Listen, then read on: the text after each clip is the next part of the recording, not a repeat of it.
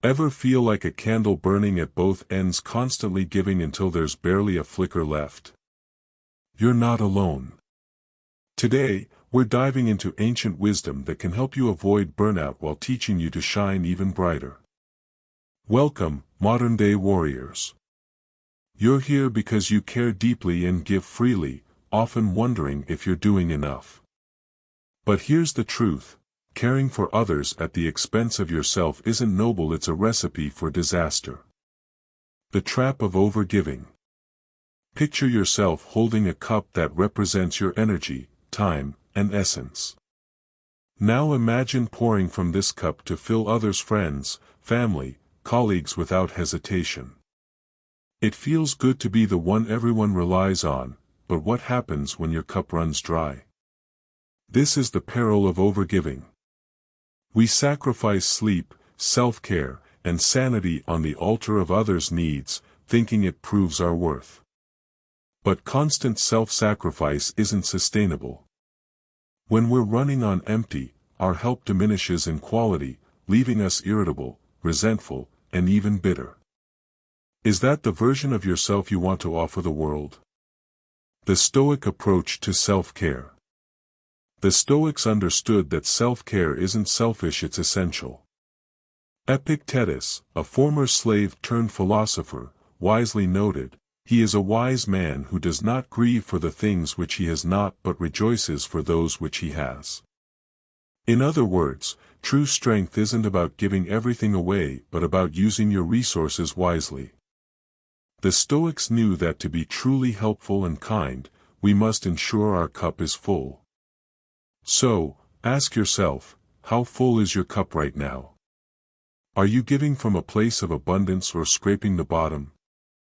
The garden analogy. Imagine two gardens side by side. One is lush and vibrant, while the other is withered and overgrown. Which gardener has more to offer? This is the essence of Stoic self-care. Tending to your garden first isn't selfish, it's necessary. Marcus Aurelius said, "What stands in the way becomes the way." Your self-care isn't an obstacle to generosity, it's the path to sustainable kindness. By nurturing your well-being, you create an abundance from which to give, not depleting yourself but sharing your overflow. True generosity.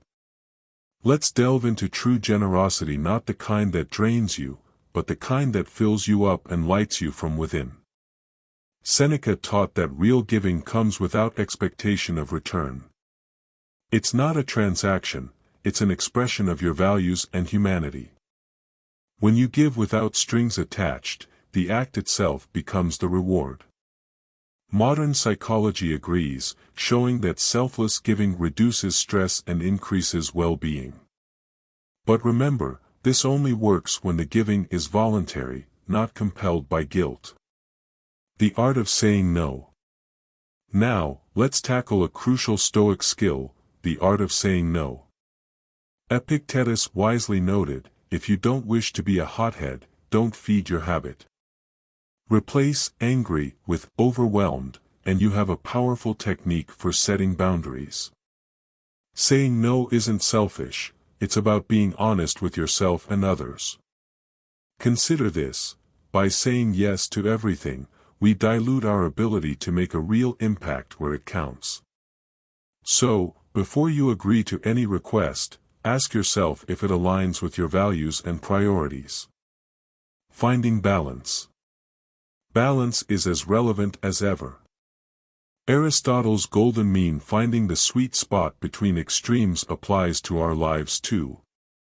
Start by auditing your commitments and activities. What fills you up, and what drains you? Embrace the power of hell yes or no to transform your life and free up energy for what truly matters. Balance isn't just about managing external demands, it's about internal harmony. The Stoics taught ataraxia, or tranquility of the soul, which you can cultivate through daily reflection. Self-respect and boundaries. Marcus Aurelius wrote, "You have power over your mind, not outside events." Realize this, and you will find strength.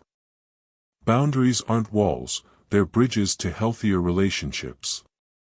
Define your non-negotiables and communicate them clearly. When you respect your boundaries, you gain respect from others and yourself. Seneca said, "We suffer more often in imagination than in reality." Most of the consequences we fear from setting boundaries never happen. Instead, we gain self-respect and healthier relationships. The ripple effect. Imagine dropping a stone into a still pond. The ripples spread outward, affecting the entire surface. That's what happens when you start prioritizing self-care and setting boundaries. You model healthy behavior, increase your capacity to give, and inspire others. The ripple effect of self-improvement is real, and it starts with you. Call to action. As Theodore Roosevelt said, "It is not the critic who counts, the credit belongs to the man who is actually in the arena." You are in the arena, learning to thrive in a chaotic world. Armed with Stoic principles, you're not just changing yourself, you're becoming a beacon of strength for others. So, take action today. Embrace discomfort, lead by example, and show the world what true strength looks like: mental toughness, emotional resilience, and unshakable integrity. This is your moment. Seize it. And remember, the Stoic community is here, ready to support your journey to greatness. Stay strong, stay stoic, and never give up on becoming the best version of yourself.